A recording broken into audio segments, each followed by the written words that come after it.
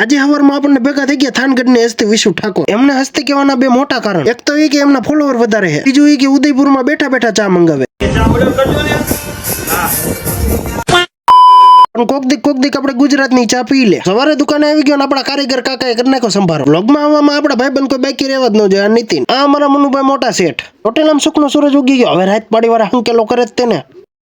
ઘરે આવી ગયો, રિક્ષામાં કેરેટ ગોઠવી નાખ્યા આપણા નાના ભાઈ. તો પાછો દુકાને આવી ગયો તો સુમિતબેન કહી દીધું ગુડ મોર્નિંગ. એમ પાછું અમારા પાડોશીમાં ગાંઠિયા કારીગરમાં કાંઈ ન ઘટે. અમારા આ માણાની તો વાત જ ન થાય. એવી કડકડતી ઠંડી હોય ને એમાં એવી ગરમા ગરમ સાંભળી જાય.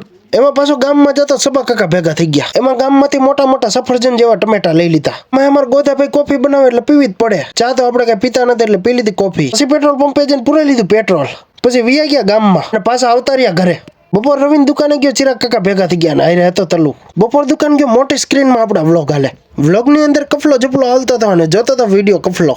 આ મારો જપલો પડી ગયા હેને કેરબો મૂકવા જવું હોસ્પિટલે. હોસ્પિટલની વાત કરું, વઢવાણી હોસ્પિટલ, શેઠના છોકરાની હોસ્પિટલ. આ તમને બધી સોડા દેખાય ફ્લેવરની દોલતની સોડા હે. અને દોલતના ઓનર આપણા બહાદુરસિંહ જાડેજા પોતે. હમણાં કંઈક બીજું નવું ચાલુ કર્યું, 2 મોર જ્યુસનું. અને તમારે જો ઓર્ડર કરવો હોય તો આપણને મેસેજ કરજો. પાછો આવી ગયો હાઈવે ઉપર, કારણ કે પાણીનો કેરબો ભરવાનો. તો આપણને બે ભાઈબંધ ને કાકા ભેગા થઈ ગયા, ચા પીતા હતા. સાંજે ઘરે જતો તો રવિરાજભાઈ ભેગા થઈ ગયા, હેલો ચોટીલા વાળા. તમને માવો ખાતા આવડે કે ન આવડે, પણ માવો ચોરતા તો આવડવું જ જોઈએ. નકર પાછું તમને સમાજ ન સ્વીકારે. એટલે માવો ચોરતા શીખી લેજો, પણ આ પાછું મને ફોલો કરવાનું ભૂલતા નહીં.